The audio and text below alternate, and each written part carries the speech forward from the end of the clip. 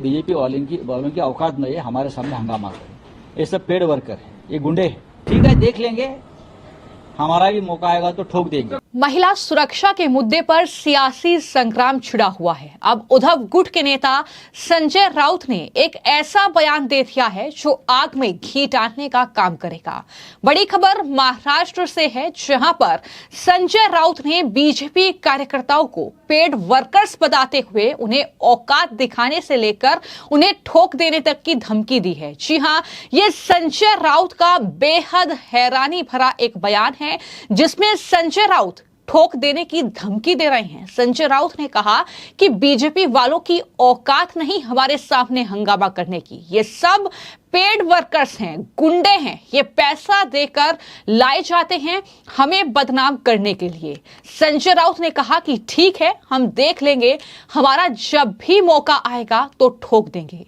अब ये भी जान लीजिए कि संजय राउत ने आखिर ऐसा क्यों कहा है। दरअसल प्रधानमंत्री नरेंद्र मोदी हाल ही में महाराष्ट्र गए थे, जहां पर लखपति दीदी कार्यक्रम में उन्होंने हिस्सा लिया और यहां पर रेप घटनाओं पर पीएम मोदी ने चिंता जाहिर की। महिला सुरक्षा पर बात करते हुए पीएम मोदी ने यह साफ तौर पर कहा कि हम महिलाओं को लखपति दीदी बनाएंगे।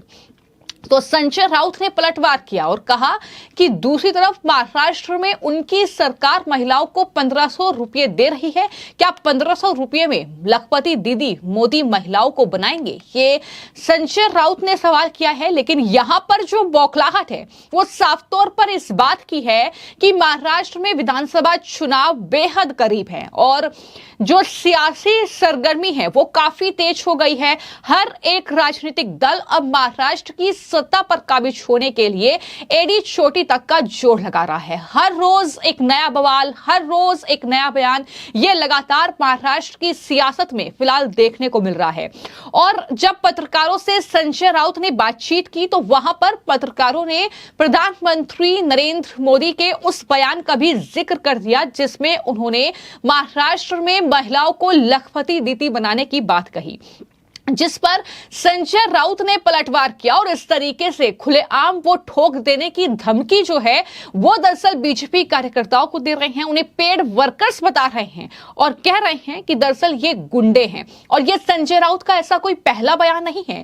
संजय राउत का उनके बयानों को लेकर जो है वो कोर्ट कचहरी भी कर चुके हैं, यानी मुश्किलें पहले भी बढ़ चुकी हैं। इस तरीके की भाषा हमने संजय राउत की पहले भी देखी है, लेकिन चूंकि महाराष्ट्र में चुनाव है तो ये लगातार जो सियासी कहीं ना कहीं सरगर्मी है वो तेज हो रही है। ये भाषण अब इस तरीके के निकलकर सामने आ रहे हैं। प्रधानमंत्री जी कल महाराष्ट्र में थे।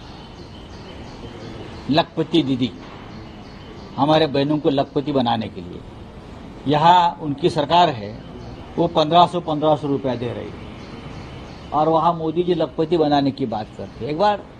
एक बार साथ में बैठो मुख्यमंत्री के साथ और क्या निर्णय है, 1500 रुपये में आपको वोट खरीदना है या लखपति बनाना है? ये हमको क्या सुरक्षा देंगे महाराष्ट्र में? उनके सरकार में महाराष्ट्र के ऐसे मंत्री बैठे हैं जिनके ऊपर महिला अत्याचार के ऐसे आरोप है और उनकी वजह से महिलाओं ने आत्महत्या की है। और देवेंद्र फडणवीस गला फाड़ कर बोल रहे थे जब लीडर ऑफ अपोजिशन थे कि संजय राठौड़ के खिलाफ मेरे पास पूरे सबूत है, एविडेंस है। हाँ, आप एक गृह मंत्री बन गए तो कहाँ गए आपके एविडेंस? जिस व्यक्ति को महिला अत्याचार करने के लिए मुख्यमंत्री उद्धव ठाकरे जी ने अपने मंत्रिमंडल से बर्खास्त किया था, उस मंत्री को देवेंद्र फडणवीस अपने साथ बिठाकर, अपने गोद में बिठाकर फिर एक बार मंत्री बना दिया। ये क्या महिलाओं की सुरक्षा करेंगे? और मोदी जी यहाँ आकर बड़ी बड़ी बातें करते हैं। पहले उस मंत्री को हटा दो, हिम्मत है तो। ये बीजेपी वालों की औकात नहीं है हमारे सामने हंगामा करें। ये सब पेड वर्कर है, ये गुंडे हैं, ये पैसा देकर लाए जाते हैं हमें बदनाम करने के लिए। उनका आईटी सेल हो या ये जो लोग हैं आप बोल रहे हैं, ठीक है, देख लेंगे, हमारा भी मौका आएगा तो ठोक देंगे। भारतीय जनता पार्टीकडे सध्या काही काम नाहीये। भारतीय जनता पार्टी ही एक भ्रमिष्ट पार्टी आहे, एक भ्रमिष्ट पार्टी आहे।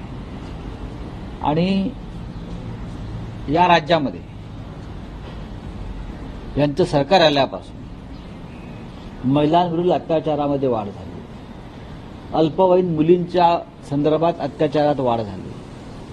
बदलापूरची घटना घडल्यानंतर महाराष्ट्रात मागच्या 8 दिवसामध्ये 27 ठिकाणी लहान मुलींवर अत्याचार झाले आणि त्यांना याबाबत प्रश्न विचारले की मग ती बनावट प्रकरणं निर्माण करतात। भाजपचे कार्यकर्ते जे स्वतःला म्हणून घेतात ते भाजपचे कार्यकर्ते नसतात, ते पगारी नोकर आहेत। त्यांचा आयटी सेल असेल, काय म्हणतात तो, हे झेंडे फडकवणारे लोक, हे सगळे त्यांचे पगारी नोकर आहेत, पेड वर्कर आहेत। आणि मग ते अशा प्रकारे महाविकास आघाडी संदर्भात ज्या भूमिका घेतात त्या पूर्णपणे बनावट आणि खोटारड्या आहेत। खरं म्हणजे त्यांच्या सरकारमध्ये किमान 2 मंत्री असे आहेत ज्यांच्यावर थेट अशा प्रकारचे आरोप आहेत। नुसते आरोप नाही तर त्या महिलांनी आत्महत्या केलेल्या आहेत आणि त्याबाबत माननीय उद्धव ठाकरे साहेबांनी त्या संबंधित मंत्र्याचा राजीनामा घेतला होता। ते मंत्री आज भारतीय जनता पक्षाच्या मंत्रिमंडळामध्ये बसले आहेत।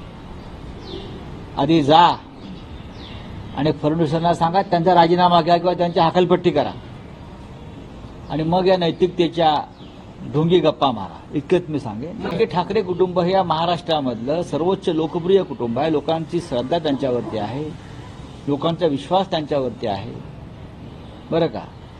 आणि ठाकरे कुटुंबाच्या बाबतीमध्ये अशा प्रकारच्या भूमिका घेणं म्हणजे तळपत्या सूर्यावर थुंकण्यासारखं आहे, हे माहीत आहे। काही फरक पडत नाही याच्यातून। तुमचेच मुखवटे गळून पडत आहेत। मी सांगितलं ना, तुमच्या मंत्रिमंडळात 2 मंत्री असे आहेत ज्यांच्यावर अत्यंत गंभीर स्वरूपाचे महिला अत्याचाराचे आरोप आहेत। महिलांनी आत्महत्या केल्या आणि या रिपीट। आणि मुख्यमंत्री उद्धव ठाकरे यांनी त्याच्यापैकी एका मंत्र्याची मंत्रिमंडळातून हकालपट्टी केली होती। त्या हकालपट्टी केलेल्या मंत्र्याला तुम्ही महिला अत्याचारासंदर्भात तुम्ही मंत्रिमंडळात घेऊन बसलेला आहात।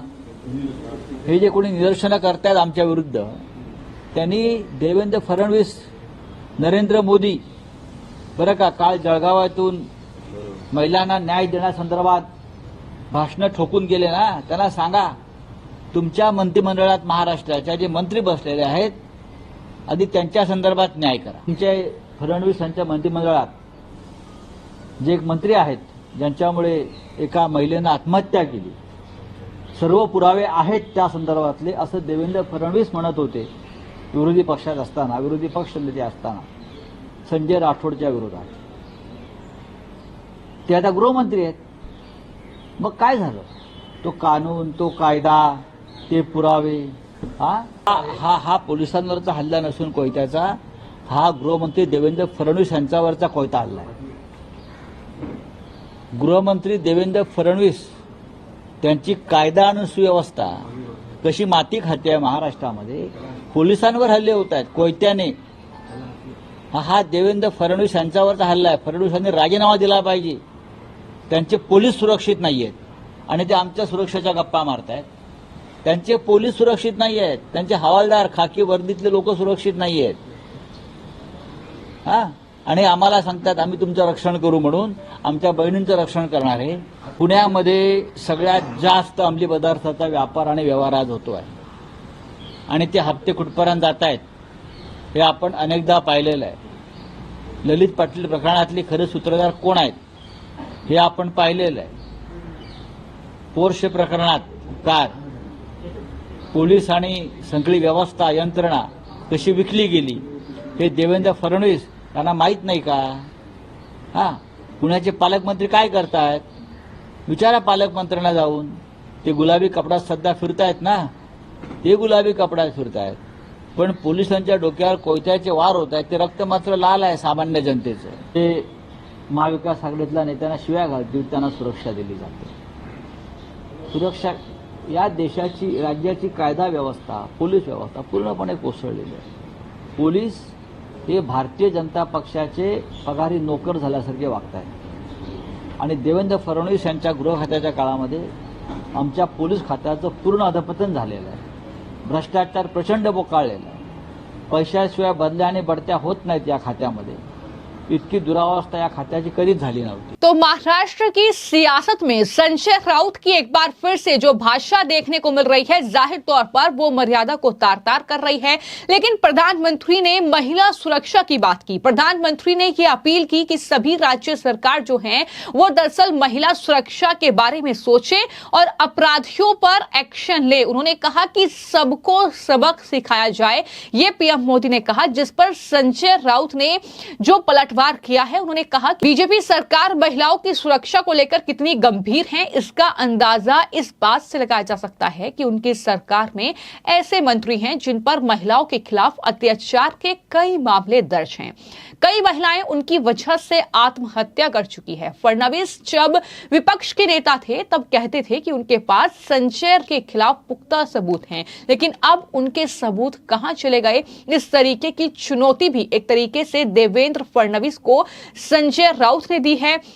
और ये भी कहा कि उद्धव ठाकरे ने जिस मंत्री को हटाया महिला के अपमान पर, महिला के खिलाफ अत्याचार पर, देवेंद्र फडणवीस की सरकार ने उसे अपनाया। ये तमाम बातें संजय राउत ने कही हैं और प्रधानमंत्री पर हमला बोला। लेकिन इसी के साथ जो उन्होंने बीजेपी नेताओं और कार्यकर्ताओं के लिए अब महाराष्ट्र में कहा है, अब वो किस तरीके से जो है सियासी सरगर्मी महाराष्ट्र में बढ़ाएगा, ये कहीं ना कहीं देखने वाली बात होगी। इसको लेकर क्या किस तरीके की टिप्पणी जो है बीजेपी की तरफ से की जाएगी या बीजेपी के नेता किस तरीके से पलटवार अब उद्धव गुट पर करेंगे, ये देखने वाली बात होगी। क्योंकि लगातार महिला की सुरक्षा के मुद्दे पर उद्धव ठाकरे भी घिरे हुए हैं, क्योंकि उद्धव ठाकरे खुद को हिंदुत्व का बहुत बड़ा चेहरा बताते हैं।